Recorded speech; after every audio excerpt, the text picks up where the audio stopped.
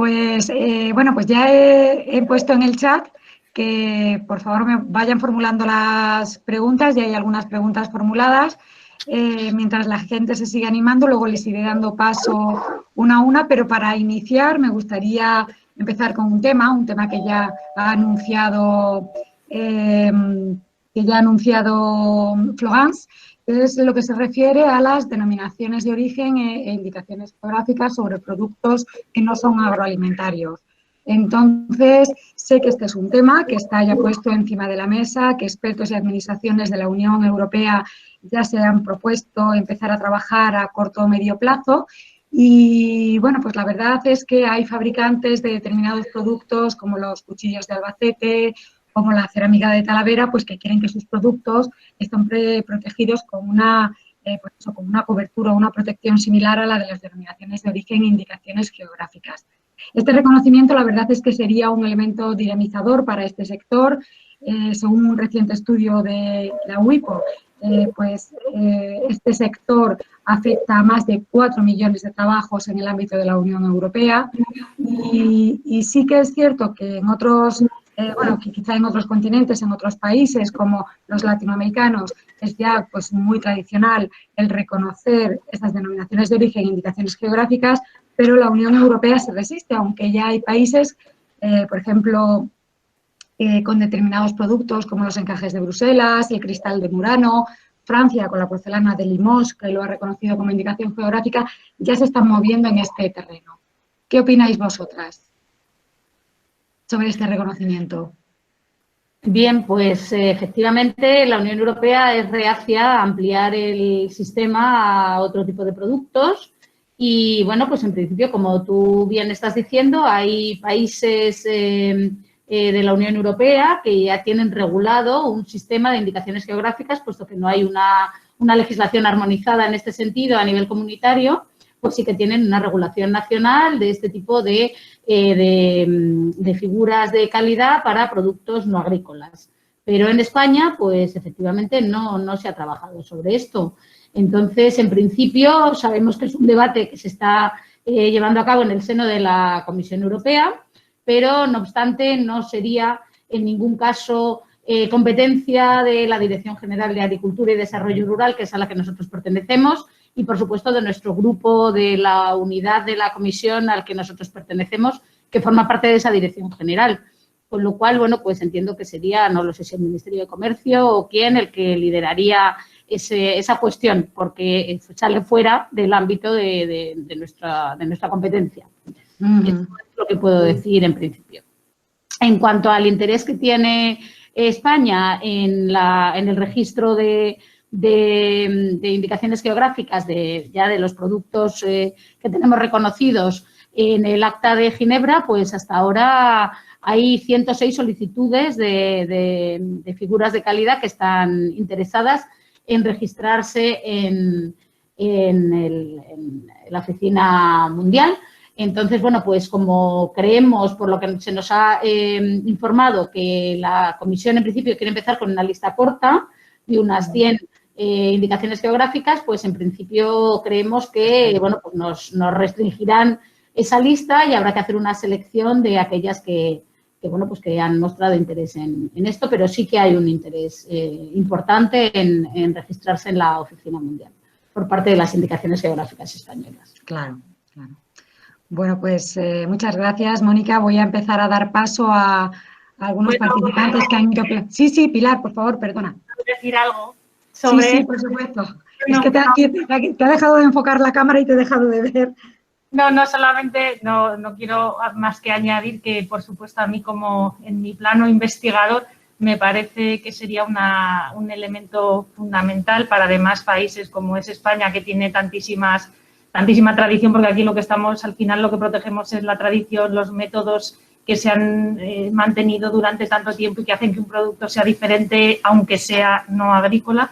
Y en este sentido es verdad lo que ha comentado Mónica, que en la Unión Europea están un poco Bueno, pues yo, no sé, reacios, bueno, lentos, porque pues hicieron una consulta pública en el 2013, el libro verde luego en el 2014 y ahora ya pues la UIPO sacó el estudio que has mencionado antes, en el que pone sobre la mesa la cantidad de productos que tenemos en España y luego en Europa también, porque al final, claro, en este caso es así, en el que podríamos tener este sistema.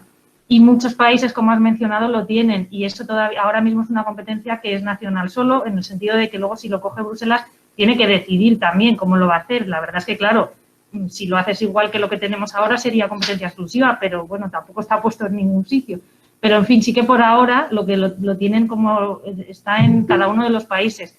Y en eso, pues Francia, por ejemplo, que es una de las que lo ha regulado hace más recientemente, quienes tienen la competencia, porque yo haciendo una valoración estudio de todas las no agrícolas en los distintos países, que sobre todo en el norte de Europa sí que tienen bastantes, quien tiene la competencia siempre es la Oficina de Marcas y Patentes sobre este tipo de productos. Y entonces pues tienen un reconocimiento nacional, que yo creo que ahí ponen valor de una manera más fuerte, pues como hemos visto con las agrícolas, al final te ponen valor, te da como una información y un plus que no te dan otro tipo de figuras. Por eso yo creo que a nivel nacional pues sería una cosa muy buena. Sí, claro, sería un reconocimiento y una protección muy importante para ellos, que si no se queda, como has dicho tú en tu exposición, pues en la marca colectiva o marca de garantía de los cuchillos de Albacete y tal, pero no pueden ir más allá. La protección de una denominación de origen, una indicación geográfica protegida, es mucho más fuerte porque hay un control mucho más fuerte de la administración. Entonces, pues yo creo que eso es una protección reforzada. Una protección reforzada. Bueno, pues voy a empezar a dar paso, espero que no haya problemas de audio, a los participantes. Primero va a formular una pregunta Patricia Galán. Patricia. Hola, buenos días. Bueno, quería hacer un par de preguntas a Mónica de Santos. Una ya he visto, es en relación con el aprovechamiento y la amplitud, hasta dónde va a llegar respecto a los productos complementarios protegidos por la denominación de origen, pero como he visto que lo va a preguntar Paula, pues dejo esta pregunta para Paula, que ya he visto que ella le ha surgido la misma duda. Y me centro un poco en el tema de la protección provisional de las denominaciones de origen.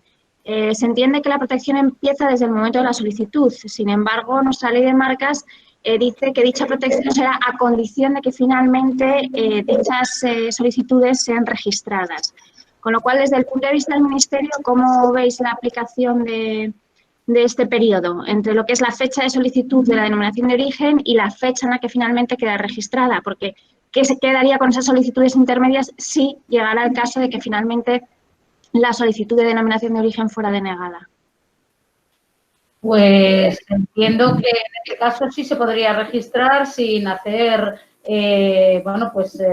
sin hacer ninguna restricción a producto amparado.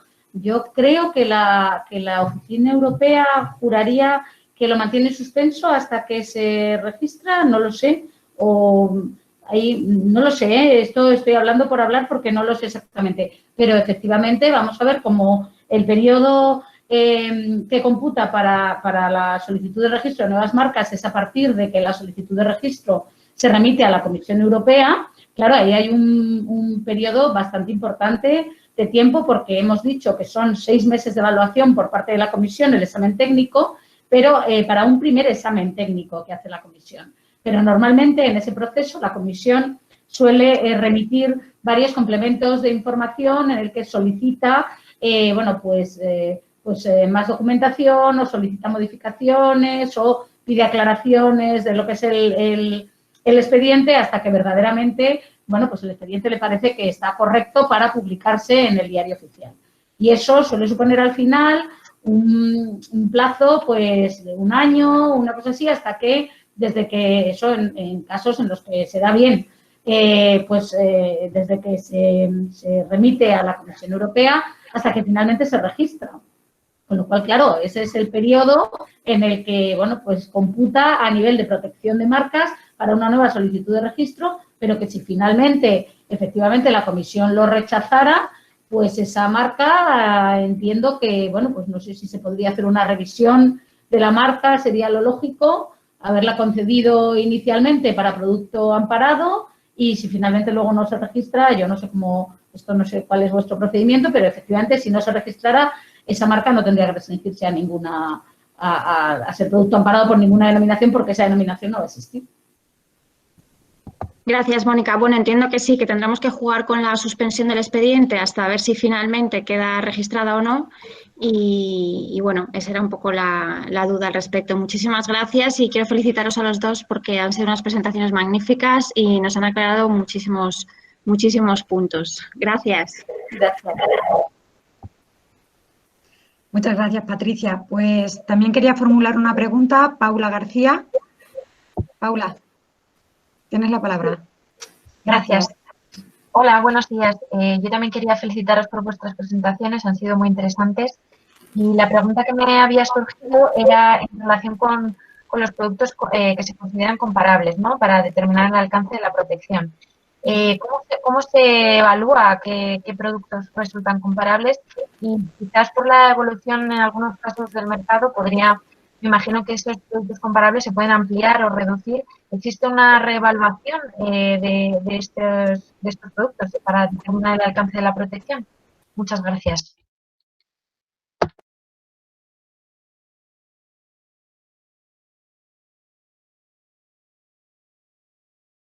Vale, ahora sí. Puede que os corte yo si hay eco, ¿vale? Vale. Vale, muy bien. Pues vamos a ver. La Comisión no ha establecido claramente lo que se considera producto comparable, ¿vale? El producto comparable, en principio, es un producto que puede sustituir a otro. Es decir, si yo voy a comprar un queso, pues en vez de comprar ese queso puedo comprar otro y sería un producto comparable, pues está claro. Entre un queso y un jamón está clarísimo que no. Ahora, entre quesos de diferente tipología, como quesos curados, quesos frescos, quesos de pasta azul, pues ahí está el debate, ¿no? Realmente tampoco sabemos exactamente. Yo creo que ahí, como dice Mónica, como es un debate de caso por caso, claro, hay que ir bastante a la jurisprudencia y, por ejemplo, tenemos casos, bueno, ahora de hecho vamos a tener uno de la Unión Europea que nos va a clarificar, creo, bastante, dentro de que esto habrá que ir también viendo cada tipo, porque vamos viendo, como yo creo que has dicho en tu exposición, que se va ampliando el círculo cada vez más. Sí. Pero bueno, por ejemplo, me acuerdo el caso Champín, que tenía el conflicto de la denominación de origen champán contra las botellas de Champín, que si sabéis, ¿no? Son las bebidas estas para niños, pero que la botella es igual y tal. Entonces, claro, ahí es comparable, no es comparable y se decidió al final en España que no era comparable porque era una bebida que el público era diferente, son niños, no mayores, tal. Entonces, lo desgranó ahí el tribunal para considerar que ahí no era comparable. Evidentemente, cuando se ven las dos botellas, la de champán y la de Champín juntas, pues tienen un aspecto súper parecido, pero al ser públicos diferentes, y yo creo lo que está últimamente más así poniéndose de manifiesto a nivel de la Unión Europea es el tema de los servicios, porque claro, hasta qué punto se puede utilizar, y entonces ahora tenemos pendiente que la sentencia Champanillo, que veremos a ver qué dice el tribunal, en la que se utiliza para unos sitios de bares o de comida, de bocadillos y tapas y tal. Entonces, claro, eso hasta qué punto no es el mismo nombre y además es un servicio que no es tal, con lo cual yo creo que ahí nos dará más información, porque es cierto lo que ha comentado Mónica, que no tenemos el bagaje que tenemos, ni las clases que tenemos, ni todo lo que tenemos en marcas. Aquí estamos como en otro, el problema de las denominaciones de origen es que estamos como en otro mundo, pero que estamos en conflicto con las marcas permanentemente. Y entonces, el cómo vamos dilucidando es complicado y yo creo que tenemos mucho, todos en la cabeza siempre, la comparatividad de marcas, que no es, porque eso sí que está clarísimo que no podemos utilizar los mismos baremos, pero entonces la pregunta, claro, lógica es, entonces, ¿cómo lo hacemos?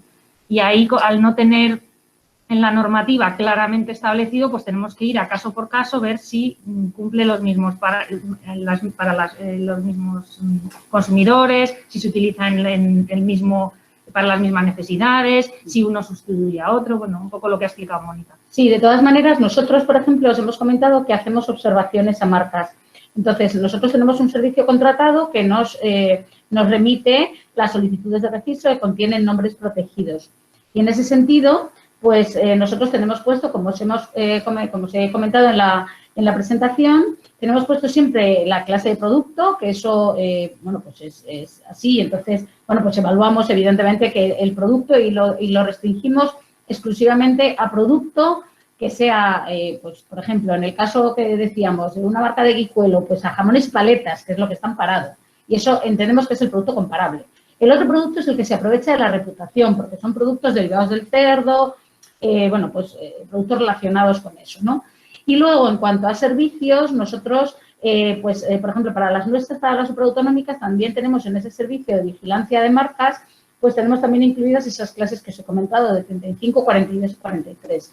Pero siempre, pues, evaluamos caso por caso, cuando nos llega alguna marca en este sentido, si verdaderamente, pues, puede afectar o no, porque de clase 35, pues hay muchos tipos de servicios que a lo mejor no afectan a producto agroalimentario. Si nos afectan a producto agroalimentario es cuando hacemos las observaciones. En la clase 43 de servicios de alojamiento y restauración pasa lo mismo. Que claro, hay mucho tipo de servicios y hay unos que consideramos que no pasa nada porque un albergue se llame guijuelo y otros que sí consideramos pues que pueden a lo mejor afectar al producto amparado. Entonces, dependiendo de a qué se dediquen, pues efectuamos observaciones o no, evaluando un poco en ese sentido. Pero no hay nada específico por parte de la comisión en este sentido. O sea, que el producto comparable entendemos que es aquel que puede sustituir a otro. Y en ese sentido nosotros lo hacemos, ¿no? De todas maneras, a las infracciones creo que es muy importante tener en cuenta el artículo entero.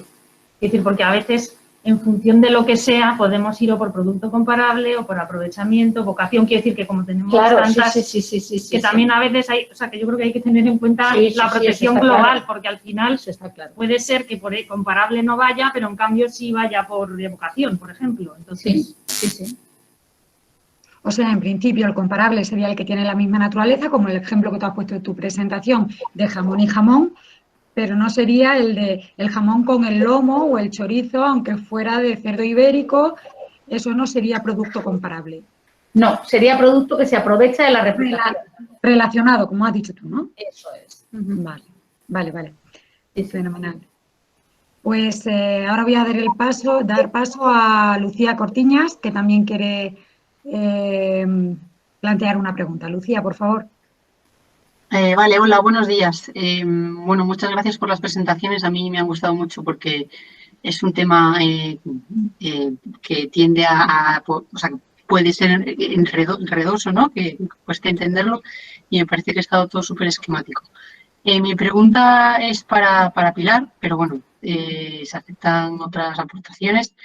En este caso, o sea, a mí lo que me generan conflictos son las marcas colectivas que hacen referencia a productos alimenticios y a la procedencia geográfica, como por ejemplo lo de las tortas de Alcalá, al compararlas con marcas de garantía o con regímenes de calidad. Porque, por ejemplo, cuando veo esos ejemplos de colectivas que se han puesto, por ejemplo, el de parmesano o las tortas de Alcalá, y otros ejemplos, pero este caso de garantía como la de Panettone, me surge el conflicto de cuál es la diferencia real de cara al consumidor entre estos dos tipos de marcas, porque la colectiva identifica una asociación y las de garantía la calidad, una serie de requisitos de calidad. Pero esas colectivas, que son de procedencia geográfica y de alimentos, parecen de garantía. De hecho, la de las tortas de Alcalá podría parecer como otras de garantía. Y el consumidor, cuando ve ese signo, yo creo que lo que interpreta es que es una marca que garantiza una cierta calidad, por ejemplo, lo de las tortas de Alcalá, y no necesariamente una asociación, ¿no? Como en otros tipos de marcas de colectivas que sí que está claro que es una asociación lo que está siendo identificado. Y entonces, claro, o sea, tengo ese conflicto y lo relaciono con el artículo 64.2 que dice que deben denegarse las colectivas que den impresión de ser algo diferente. Entonces, si hay una colectiva que podría, o sea, si un signo puede solicitarse tanto como de colectiva como de garantía y la diferencia está en que la colectiva es una asociación y la garantía, pues entre otras diferencias, tiene que aportar un informe favorable de la administración, yo como solicitante diría, voy a pedir una de colectiva, que donde voy a crear una asociación, voy a, digamos, evaluar esos requisitos de calidad, pero voy a pedir una colectiva porque así me salto el requisito del informe favorable y además controlo qué personas se meten en la asociación y cuáles no. Entonces, tengo un poco ese choque entre las dos figuras a la hora de asegurar que realmente una garantice una calidad y realmente otras sean miembros de una asociación. Entonces, yo no sé si tenéis alguna pauta que yo pueda usar a la hora de evaluarse, porque esta duda la he tenido muchas veces al ver solicitudes y digo, es que no sé hasta qué punto a mí esto realmente me sugiere una marca de garantía o hasta qué punto están, digamos, puenteando el sistema del informe favorable porque es más fácil constituir una asociación y poner en los estatutos lo que consideres. Y eso es todo. Muchas gracias. Bueno, yo digo lo que pienso, luego Mónica, aunque igual también, o Belén o Inmaculada, porque lo que sea de la oficina. Pero bueno, yo voy a referirme al aspecto, a la pregunta que, claro, es una pregunta buenísima porque es una pregunta que ese es el problema que existen con este tipo de marcas y que es difícil de resolver precisamente porque se utilizan como lo has explicado. Hay que partir de la premisa de que lo he dicho al principio de la presentación, elige el solicitante.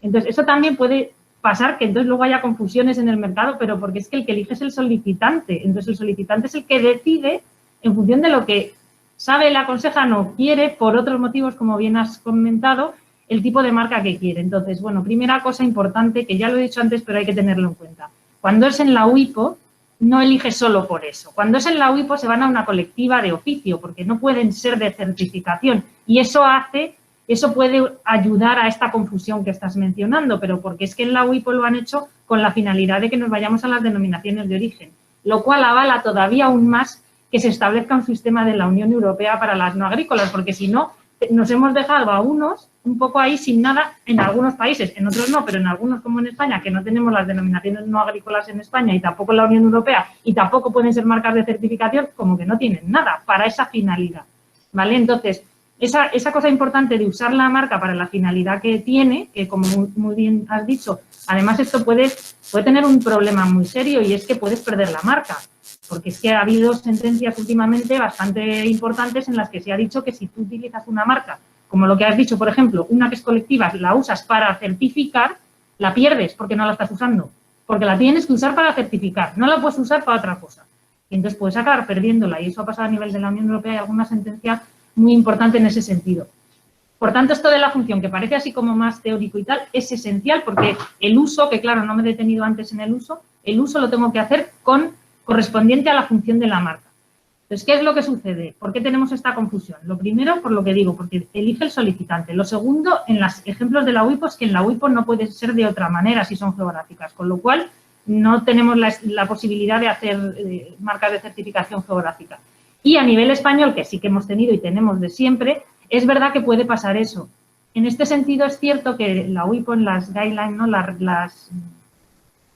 Las directrices de la UIPO sí que dicen que la marca de colectiva también puede, además de todo lo que hace, no es inconveniente que tenga algunos requisitos de calidad, pero como además, igual que es que nos pasa como en la marca individual que he dicho al principio, la marca individual su función es de indicadora del origen empresarial, pero también tiene otras funciones, entre ellas la de la calidad, indicadora de una calidad.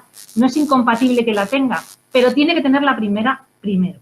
Por ejemplo, en una de las sentencias, ¿cuál fue? La de el punto verde de la Unión, las flechitas esas que dicen que el producto es limpio. Es el punto limpio.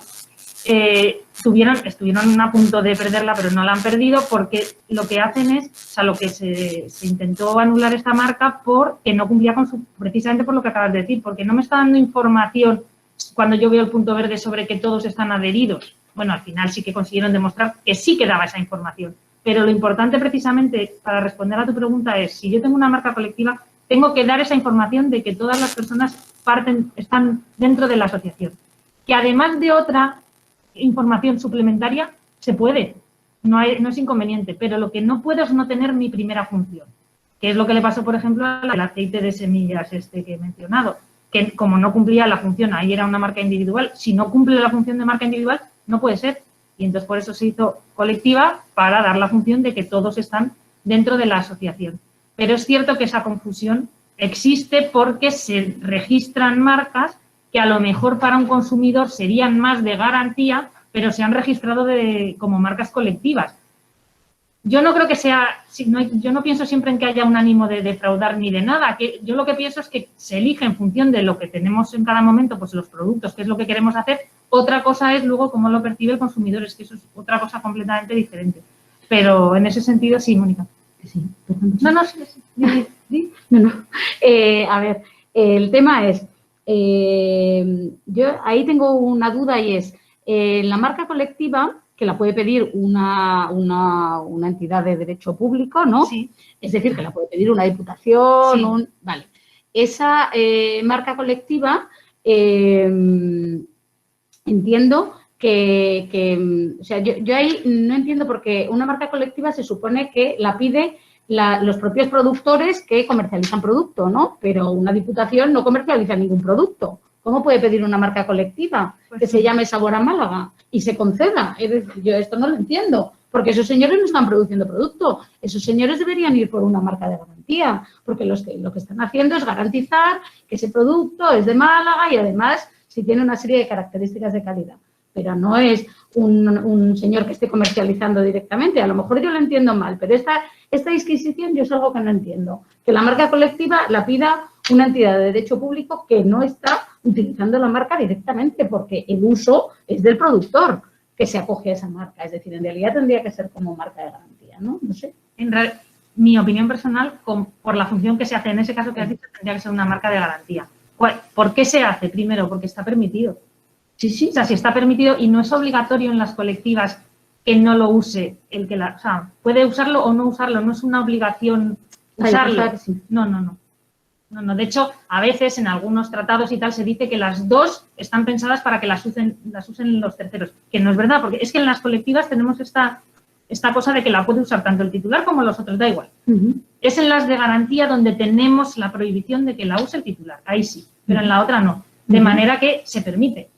Y es verdad que es curioso, incluso ha habido también autores que han considerado, pues en otros países y tal, por eso decía antes lo de la titularidad pública que era complicada, porque se ha considerado que cuando es una titularidad pública en una marca colectiva, sería posible que cambie la función y que sea distinta, pero claro, nosotros no podemos decirlo con la ley en la mano, porque en la ley, ni en la Unión Europea, ni en la española, lógicamente, porque va conforme a la directiva, no se establecen cambios de finalidad. Pero sería anulable.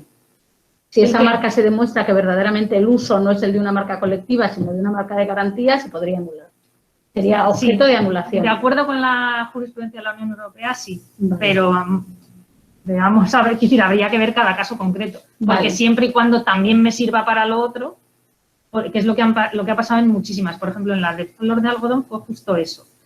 Y al final se permitió la marca, pero sí que tuvieron varias sentencias porque el tribunal lo que puso de manifiesto es si yo estoy utilizando una marca que no con una función de garantía solo, pues ahí siempre está el solo, es lo que hace que al final no pierdan. Si solo tiene función de garantía y no está registrada como de garantía, la pierdo. Porque la pierdo porque no estoy usándola. Porque no la estoy usando como marca de garantía, la estoy usando como otra cosa. Y entonces eso la pierdo. Pero claro, el problema es que como siempre es solo, en casi todas las sentencias, bueno, no, la de las pipas de calabaza no, y entonces por eso ahí cambiaron de tipo de marca. Pero en muchas, en la de punto limpio y tal, como el tribunal al final consideró que además, o sea, que sí que es verdad que se usaba como de garantía, pero como función adicional, pero sí que cumplía la otra. Entonces, si pueden demostrar que cumplen las dos, la marca se mantiene, pero si no, la puedes perder, claro, por falta de uso. Bueno, pues yo voy a comentar el caso de todas estas marcas que tienen las comunidades autónomas, que tienen diputaciones, que tienen todas estas cuestiones, que unas son colectivas, otras son marcas de garantía, pero que en cualquier caso aunan requisitos de calidad con una restricción del origen geográfico. Entonces, la comisión sobre eso es muy clara, no ha habido ninguna sentencia todavía del Tribunal de Justicia de la Unión Europea, pero supongo que en algún momento la habrá. Y la comisión lo que considera es lo siguiente. Vamos a ver, una marca no puede aunar. Una marca, lo que la comisión dice es una marca de garantía, que tiene que ser de la administración, ¿vale? Una marca de titularidad pública. No puede en su gestión, en su control o en su financiación, es decir, cuando en la titularidad, en la gestión, en el control, en la financiación de esa marca intervenga la administración, no se pueden aunar características de calidad con restricción del origen geográfico, porque si aunas características de calidad con restricción del origen geográfico, estás vinculando esas características al origen geográfico, con lo cual se supone que esas características solamente se pueden dar en ese origen geográfico. Si es así, tú lo tienes que tramitar como una DOP, una IGP, porque la Comisión le cedimos competencia exclusiva para legislar y para tramitar todos estos regímenes de calidad. Si no existe verdaderamente una vinculación entre esas características y la zona geográfica, sino que esas características se pueden producir en cualquier sitio, tú lo que estás haciendo es una restricción a la libre circulación de mercancías. Y eso está prohibido en la Unión Europea. Si no hay, como decíamos en el caso de las denominaciones de origen o las indicaciones geográficas, un vínculo probado que impide que eso se produzca en todos los sitios, ¿vale? Con lo cual, la Comisión considera que estas marcas de garantía son ilegales. Es así, independientemente de que se hayan registrado conforme a la ley nacional, porque la ley nacional permite tener marcas de garantía que hagan referencia a la procedencia geográfica, pues considera que como régimen de calidad, que al final constituye un régimen de calidad nacional, deberían comunicarse a la Unión Europea a través de la directiva que exige la información de normas técnicas y, en ese caso, evidentemente, pues la Comisión consideraría que, de acuerdo con esta opinión, que esa marca no cumple y, por tanto, pues tendría que eliminarse. La Comisión sí permite marcas colectivas que sean privadas, de asociaciones de productores y que puedan aunar, como decía Pilar, unas características de calidad con una restricción del origen geográfico. Siempre que las marcas queden exclusivamente en el ámbito privado de la asociación de productores y que esas marcas no cuenten con ningún tipo de financiación por parte de la Administración, con ningún tipo de gestión ni ningún tipo de control por parte de la Administración. En este caso, la Comisión no pone impedimentos, pero en el caso de que haya alguna relación con la Administración, en ese caso no se pueden aunar esas características de calidad con una restricción del origen. Claro, eso es un poco incompatible con nuestro artículo 62.2, que permite que las marcas colectivas tengan la titularidad de una entidad de derecho público. Entonces, y si dan el uso como tal marca colectiva, pues entonces no creo yo que debiera haber ningún problema en el problema, o sea, por lo menos a nivel nacional para su registro. Y tenemos muchos ejemplos de marcas colectivas, marcas de garantía. Hay compatibilidad entre una normativa y la otra, pero es lo que hay. A ver, ahí ha habido alguna resolución, lo que pasa es que luego se ha quedado ahí y no se hace nada porque es lo que dice Belén, la ley lo permite y si la ley lo permite, es que sí que a veces se ha pronunciado, pues yo creo que para llevar a las colectivas a las de certificación cuando tiene que ser, claro, que solo ha podido cuando no son geográficas, porque cuando son geográficas a nivel de la Unión Europea no lo ha podido hacer. Lo que se ha dicho muchas veces es que, bueno, aunque sea una entidad de derecho público, siempre tiene que tener un carácter, lo de asociativo, lo de repiten mucho, tiene que tener, pero claro, eso es que eso es muy complicado. Y si la ley, y además es que la ley no lo dice, la ley dice asociaciones y también entidades de derecho público. Entonces, si la ley lo dice, no, es que ahí no podemos hacer nada. Ya. Pero yo quería apuntar en lo que has dicho, que entronca un poco con la pregunta de las marcas colectivas y de garantía, que eso es verdad, ¿no? Entonces, solo puede ser una marca colectiva, puede tener una asociación privada. Me ha gustado mucho lo que dices de privada, porque es verdad que en la marca colectiva es, con lo que he dicho yo en la explicación, es más como la individual. Es privada, lo que pasa que de una asociación, pero privada. Y por eso tenemos como ese más control, claro, tenemos todo el control. En cambio, en las de certificación, no.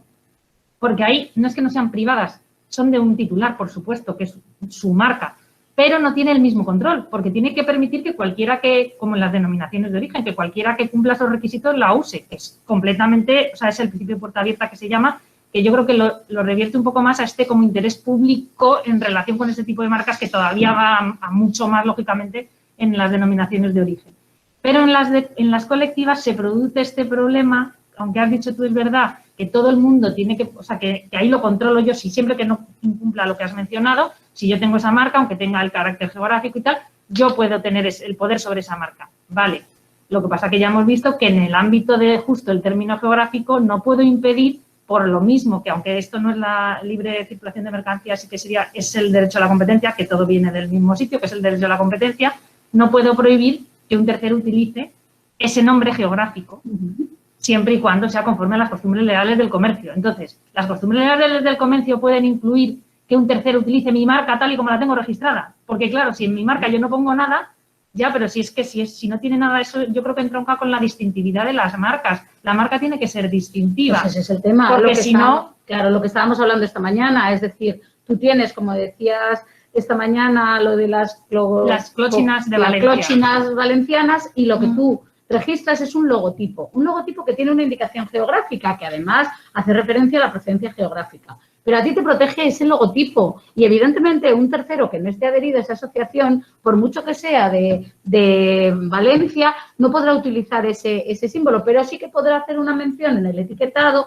poniendo clochina valenciana, como hemos visto, evidentemente sin utilizar tu signo, porque eso es lo que tú tienes protegido, pero no se protege en sí el término geográfico, sino que se protege el elemento distintivo. Claro, pero ahí yo creo que sí que eso en el fondo es lo que hace que haya voces que digan que las marcas colectivas pierden un poco, cuando son geográficas, pierden un poco su ámbito de protección. Yo ahí, fíjate, el problema mayor que veo es cuando los titulares, bueno, los que van a registrar los solicitantes de las denominaciones de origen registran una marca previamente al registro de la denominación de origen, porque antes de la denominación de origen no tenemos esa protección.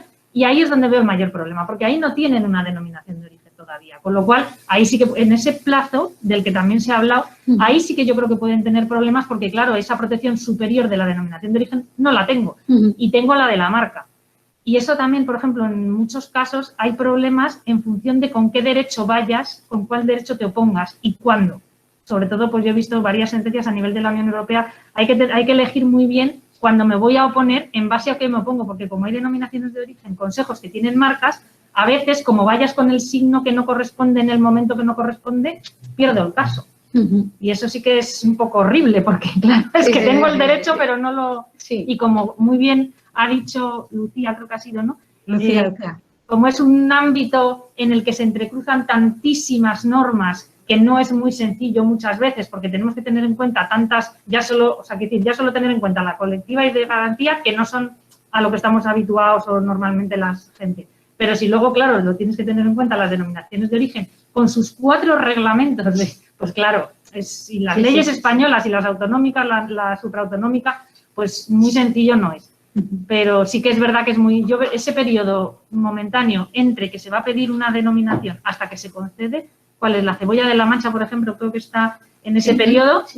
Claro, ¿ahí qué hace? Ellos tienen una colectiva, pero todavía no tienen la denominación. Entonces, lo que pasa es que ahí también existe la figura de la protección nacional transitoria que existe en la reglamentación comunitaria, y es que cuando se solicita el registro de una nueva figura de calidad, tienes posibilidad, desde el momento en que la trasladas a la Comisión Europea, de conceder a nivel nacional una protección nacional transitoria. Desde que la trasladas a... Claro, desde que la trasladas, evidentemente, pero al final ese es el momento en el que ellos solicitan la marca, entiendo, deberían solicitar la marca, a partir de que tú la trasladas a Bruselas y solicitas la protección nacional transitoria. Si tú ya tienes protección nacional transitoria, se te permite comercializar dentro del territorio nacional haciendo referencia a la DOP ya. Sí, a mí lo que me preocupa es el tiempo antes, pero perdón, Belén, sí. No, nada, era eso lo que iba a participar sobre lo de la protección nacional transitoria, pero que la tiene que pedir el solicitante porque no es una cosa que es solamente nacional y solamente hasta que decida la comisión si finalmente se va a registrar o no. Eso es. Pues si queréis pasamos a otra pregunta. La siguiente pregunta la quiere plantear Lituania. Por favor. ¿Lituania?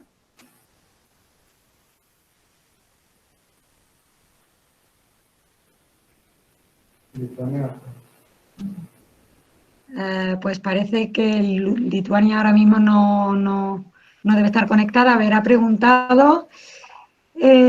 Antes la cerveza Corona en España era Coronita y ahora se llama Corona. Ah, creo que ya está. ¿Lituania? Pues no, debe tener problema con el audio o algo. Antes la cerveza Corona en España era Coronita y ahora se llama Corona.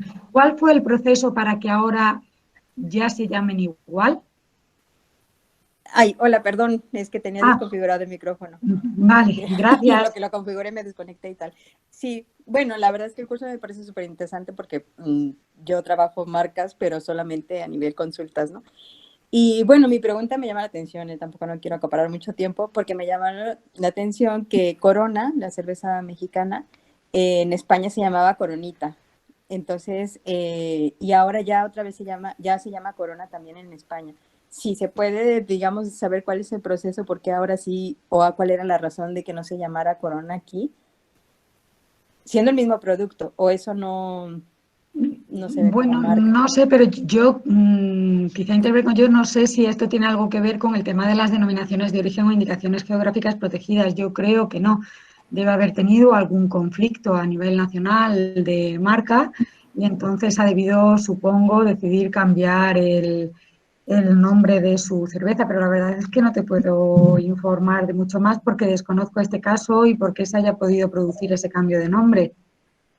No lo sé, yo creo que esto no tiene nada que ver con denominaciones de origen o indicaciones geográficas, ¿no? No, ¿verdad? Bueno, pues intentaré informarme a ver por qué a qué se ha podido deber ese cambio de nombre y si encuentro algo interesante ya te lo comento en la sesión de mañana. Muchas gracias. Vale, pues también quería volver a intervenir Patricia Galán. Patricia, por favor. Bueno, era únicamente retomar el tema del aprovechamiento que habéis comentado antes con Paula y decir respecto a Mónica que es verdad que las observaciones del Ministerio suelen venir más limitadas a lo que es ese campo de producto complementario muy afín, pero a través del aprovechamiento las denominaciones de origen están accediendo a campos aplicativos, digamos, que pueden exceder un poco el ámbito de su protección. Entiendo que es lo que decíais, hay que ver un poco qué denominación se trata, qué caso concreto es, porque algunas denominaciones podemos llegar a entender ahora mismo que podrían ser hasta renombradas, pero quiero conocer un poco vuestra opinión si consideráis que a través de esta figura del aprovechamiento la protección de las denominaciones de origen se podría ampliar sensiblemente respecto de lo que es su función esencial. Bueno, pues en principio yo te comento que, bueno, nuestro criterio es ese. En principio, pues el ejemplo que te he puesto creo que es bastante gráfico, con el ejemplo de Guijuelo, que es lo que consideramos aprovechamiento de la reputación y qué es lo que no consideramos aprovechamiento de la reputación, porque hay otros muchos productos y servicios que no tienen absolutamente nada que ver y no tienen ninguna relación con el producto amparado y entonces no consideramos verdaderamente que se aproveche de la reputación. Pero ahí, pues yo he estado en charlas, por ejemplo, de Porto y bueno, pues la denominación de origen Porto, bueno, pues o sea, tiene una interpretación mucho más extensa de lo que es aprovecharse de la reputación y de lo que es la dilución del nombre, que se llama, que en principio es un concepto que ahora se está trabajando en la reforma de la política agraria comunitaria para 2020, ya no sé para cuándo es, pero bueno, y el caso es que se están modificando los reglamentos y entre otros se están modificando los reglamentos relativos a indicaciones geográficas y en este sentido se incluye en la propuesta que hay debatiéndose, se incluye dentro de la protección de las indicaciones geográficas el tema de la dilución del nombre. Ahí ya vas muchísimo más allá de lo que es el aprovechamiento de la reputación, porque Porto consideraba, verdad, en aquella charla, que, bueno, pues que para no diluir el nombre, para que el nombre no deje de significar, o sea, no deje de significar algo y no signifique nada, pues se le tiene que proteger muchísimo más que la interpretación que yo te hago, ¿sabes? Es decir, que incluso eso, en empresas de taxis, en cosas que no tienen nada que ver, no se debería utilizar ese nombre para que no se diluya el nombre, ¿vale? De la denominación. No sé, eso ya... Yo ahí creo también... Bueno, ¿puedo? Sí, sí. En ese sentido, yo creo que quizá lo que nos está trayendo de cabeza todo este tiempo es la interpretación de la evocación. A nivel... Entonces, claro, porque nosotros tenemos... La evocación es la piedra angular, yo creo, en las denominaciones de origen, lo que la diferencia de las marcas de una manera, porque es un término a lo que no estamos nada habituados, es decir, en marca tenemos nuestro riesgo de confusión, tal... Y el término evocación es lo que es como una especie de que no, se puede ir abriendo y cerrando. O sea, tenemos distintos, y entonces la evocación de hecho se ha ido interpretando en distintos países con distintos ámbitos.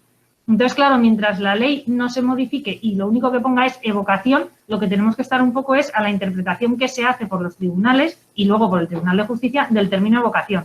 Para lo cual, pues como muy bien ha explicado Mónica, hemos tenido sentencias en las que se pone un poco de manifiesto lo que Patricia estaba diciendo, que es que claro, casi yo diría más en España hemos pasado de casi que se consideraba de una forma muy estricta a que ahora se va considerando de una manera más amplia, pero no de una manera arbitraria, en el sentido que se ha pedido siempre opinión al Tribunal de Justicia para que digan un poco cuáles serían las pautas a seguir.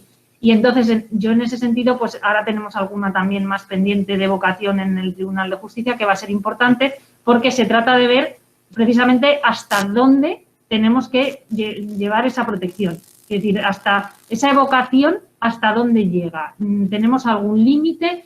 Y habéis mencionado las dos, creo, una cosa importante, que es la reputación. Bueno, creo que lo ha dicho Patricia, pero tú cuando has dicho lo de Portugal, y yo creo que ahí lo que les pasa es que en Portugal sí que tienen las denominaciones de origen renombradas y no, cosa que nosotros no y en la Unión Europea no hay. Es decir, eso es una cosa de algunos países, pero nosotros que como no tenemos ahora, pues nada, y a nivel de la Unión Europea no existe, no podemos decir renombrada y no renombrada, no estamos en marcas. O sea, es una denominación de origen y eso también es lo llamativo, es que todas tienen la misma protección, todas, no tienen unas más que otras menos.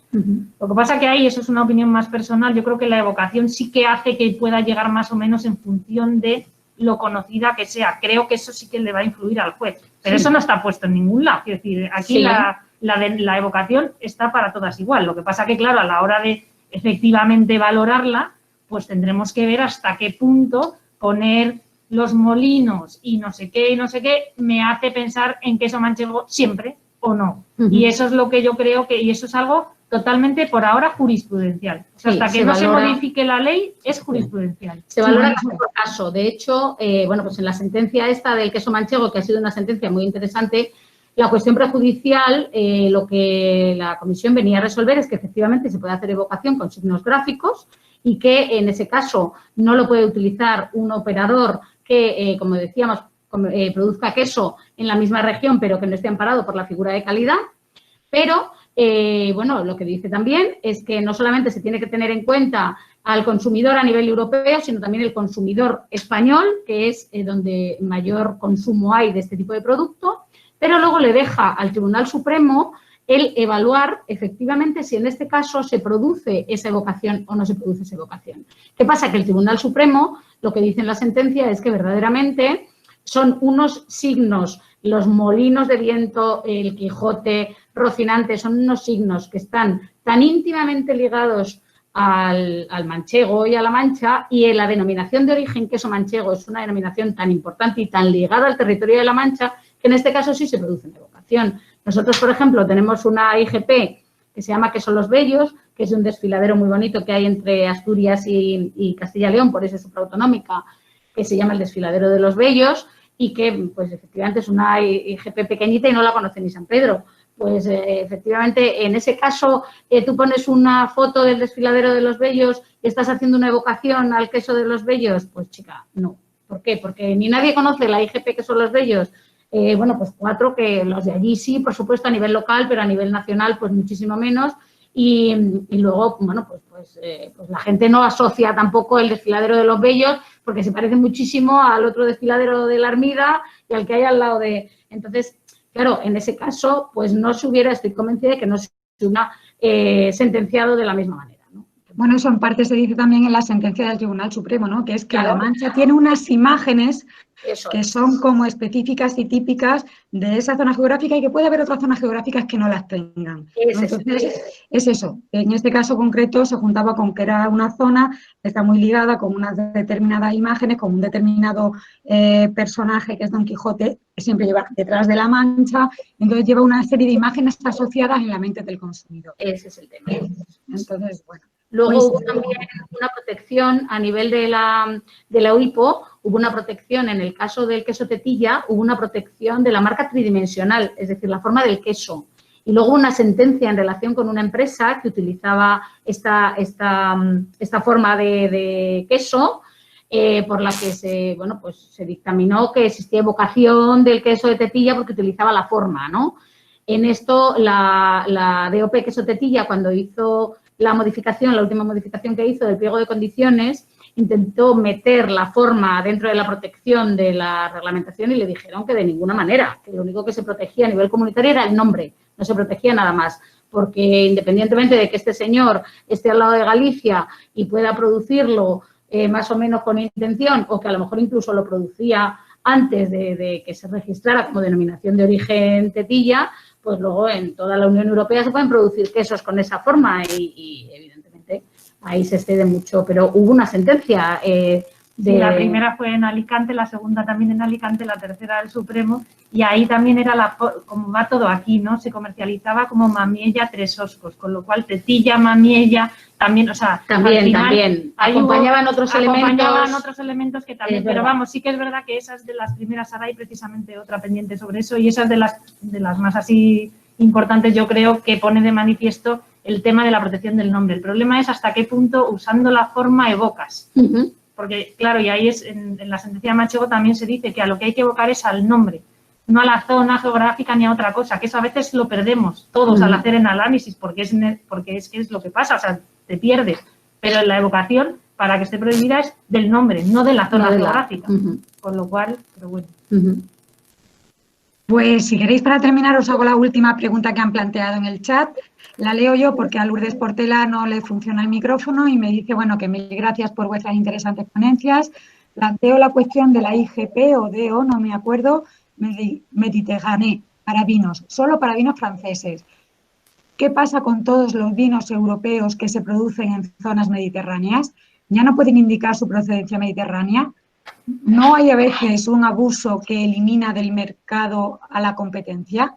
Se tuvo que denegar por imperativo judicial la marca para vinos Barcelona Mediterranean Wine. Sí, bueno, yo creo que aquí es que estamos en el problema de que todos los derechos de propiedad intelectual, todos van en contra de la competencia. Lo que pasa que se reconocen y entonces cuando los reconoce la ley, porque también son buenos para la competencia, porque claro, fomentan la competencia, o sea, son contrarios, pero la fomentan, pero eso hace que precisamente los límites sean fundamentales.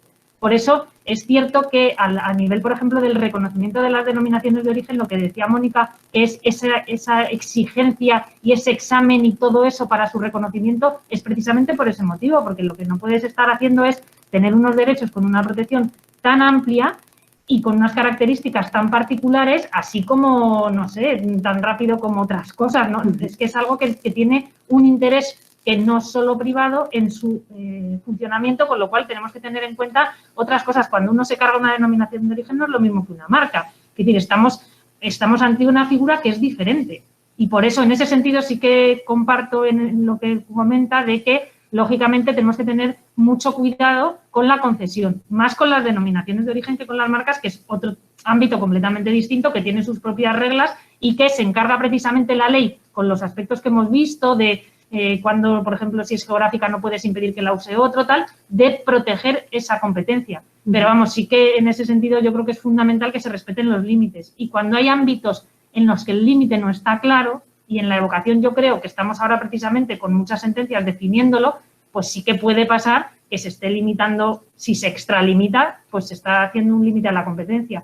Y ahí, por ejemplo, yo creo que en lo que comenta del registro de las denominaciones de origen, bueno, pues hay que tener en cuenta los homónimos de lo que hablaba Florence antes, que sí que se permiten, quiero decir, que no es que le vayamos a prohibir a otros que no, que si también lo hacen, lo que decía Florence es que se va a permitir, otra cosa que entonces habrá que ver, se tendrán que poner de acuerdo.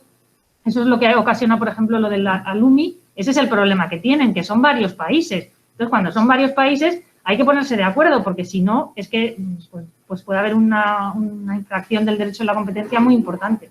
Sí, nosotros hemos tenido un caso con la ternera de los Pirineos catalanes. Los Pirineos catalanes es una zona que al final comparten España y Francia. Entonces era un tipo de crianza en extensivo en esa zona, de un tipo de vacuno de esa zona también. Entonces, al final, ¿qué pasa? Que lo presentó Cataluña y en el registro, que es lo que suele pasar en estas cosas, pues Francia se opuso.